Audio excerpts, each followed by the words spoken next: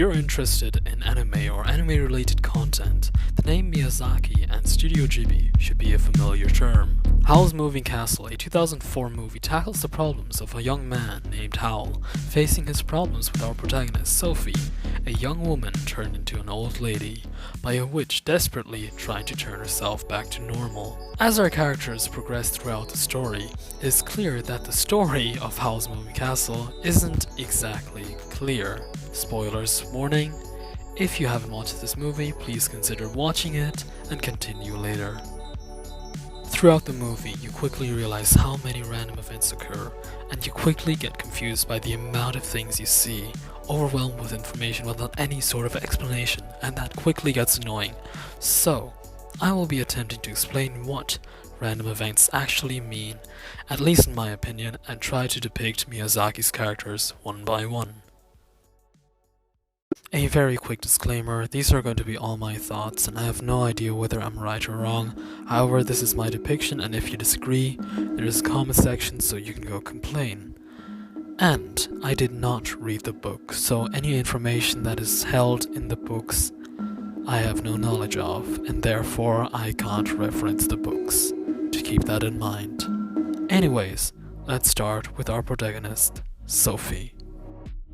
Sophie's poison starts with her encounter with the Witches of the Waste, turning her into the old lady.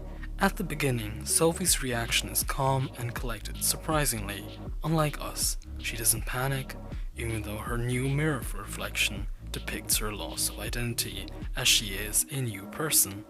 Later, we realize she can control her appearance, and she agrees to keep the grey hair while being with Howl.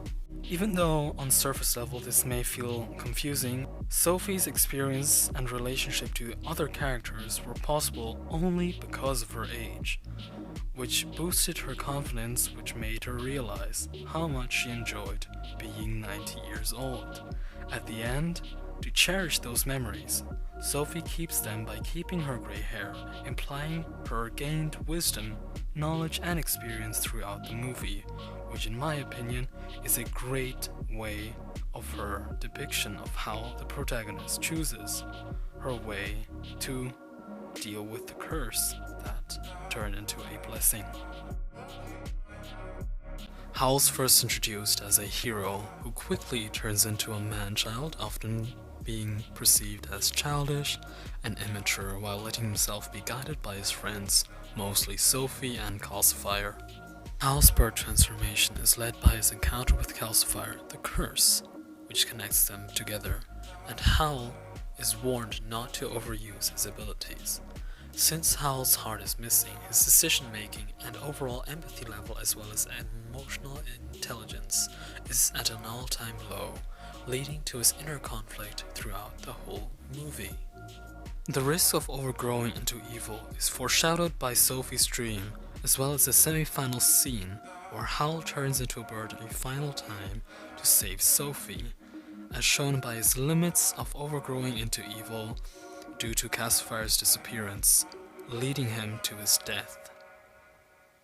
Without his friends, his moral compass slowly fades away as he dies. However, after freeing Calcifer, Howl's curse is broken so he can live on with his magic and his friends, with his heart being in the right place. The reason why Howl's curse is so random, just like Sophie's, is due to the magic being presented as wild and unpredictable.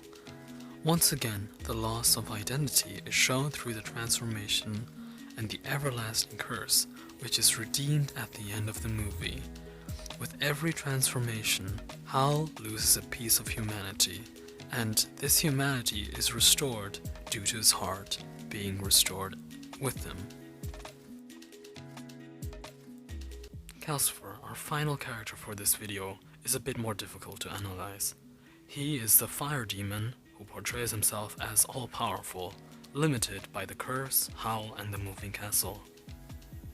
Connected to Howl, Calcifer can't move away from the castle due to it breaking down, being stuck and having no type of entertainment other than Marklo, a child, and Howl, who only commands everyone.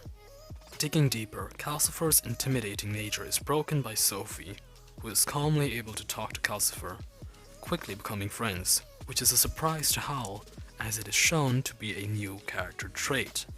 Though Calcifer is looking for recognition due to him being neglected by his fellow inmates, he is extremely happy after being praised by Sophie, and his development throughout the movie illustrates his loyalty and connection to his family. Even after Howl's contract or curse is broken, the free spirit can move around and visit the protagonist, which hints towards Calcifer assisting his fellow friends or family on future rides. The loss of identity is regained through the time spent with Sophie, Markle, Turniphead, and Howl, which creates a dynamic character with lots of potential to evolve. Now, to answer the question as to why these events are so randomly portrayed, in my opinion, every scene has a symbolic meaning, with the main themes being freedom, identity, and personal decisions. Each character, though misfits, enjoy each other's company, and this is the lecture of the movie. These random events show how the characters develop in different situations, and after watching the movie twice, the story becomes even clearer. It's retrieving the lost identity in different ways, either accepting it or breaking it. What makes these events even more fantastic is the relatability. Every character struggles with a defect inside them, a hole that cannot be filled alone. A huge amount of people in our world, maybe even you, have this growing hole as well. Howls Moving Castle shows the importance of accepting your identity, as well as the idea of socialization. Whether you're introverted, reserved, or flat out lonely, a person cannot be alone their whole lives. Everyone, and I mean everyone, should try their best to work on themselves, experience more by doing more, and meeting the right people at the right time. Sophie's development, as well as everyone else's, is only possible due to her decision to stay instead of hiding behind her mother's shadow, which is inspiring to the viewer, you, to get out of your bubble and work on yourself, being the best version of yourself. Don't wait for the perfect moment. Take the moment and make it perfect. Due to this being my first ever video essay, I believe there is still much to improve. If you have any suggestions, please leave them in the comments, as well as any other movies, videos, or characters. I hope you all enjoyed this short analysis, and I will see you next time.